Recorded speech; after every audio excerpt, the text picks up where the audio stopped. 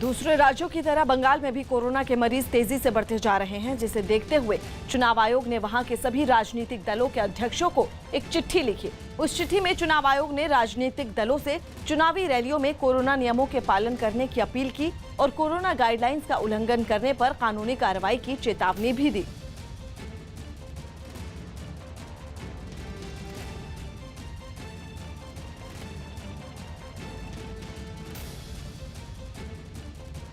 पश्चिम बंगाल में छठे चरण के मतदान से कुछ घंटे पहले उत्तर 24 परगना जिले के खड़दा विधानसभा सीट से बीजेपी उम्मीदवार शीलभद्र दत्त पर बम से हमला किया गया।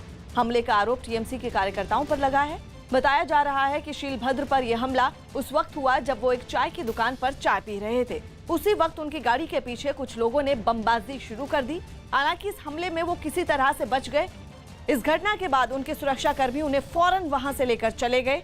तो इसके बाद बीजेपी उम्मीदवार पर हुए हमले के बाद पार्टी के कार्यकर्ता सड़क पर उतर आए और विरोध जताने के लिए उन लोगों ने सड़क जाम कर दी।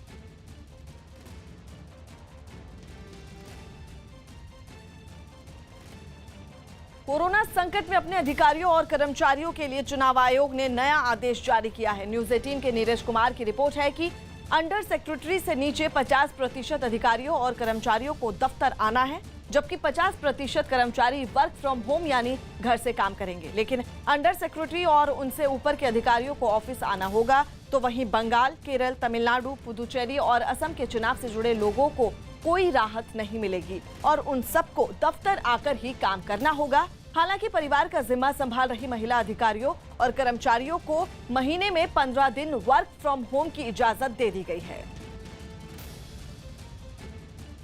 चुनाव आयोग ने पश्चिम बंगाल की सत्ता पर काबिज तृणमूल कांग्रेस की उस मांग को इनकार कर दिया जिसमें उसने कोरोना संकट का हवाला देते हुए चुनाव के बाकी 3 चरणों को एक साथ कराने की अपील की थी। मतलब ये कि आगे के चुनाव पहले के तय शेड्यूल के हिसाब से ही होंगे। टीएमसी ने आयोग से कहा था कि 8 में 5 चरणों की वोटिंग हो चुकी है, लेकिन इस दौरान कोरोना वायरस का संकट बहुत तेजी से बढ़ा है। ऐसे में छठे चरण के साथ 7वें और 8वें चरण के मतदान भी करवा लिए जाएं।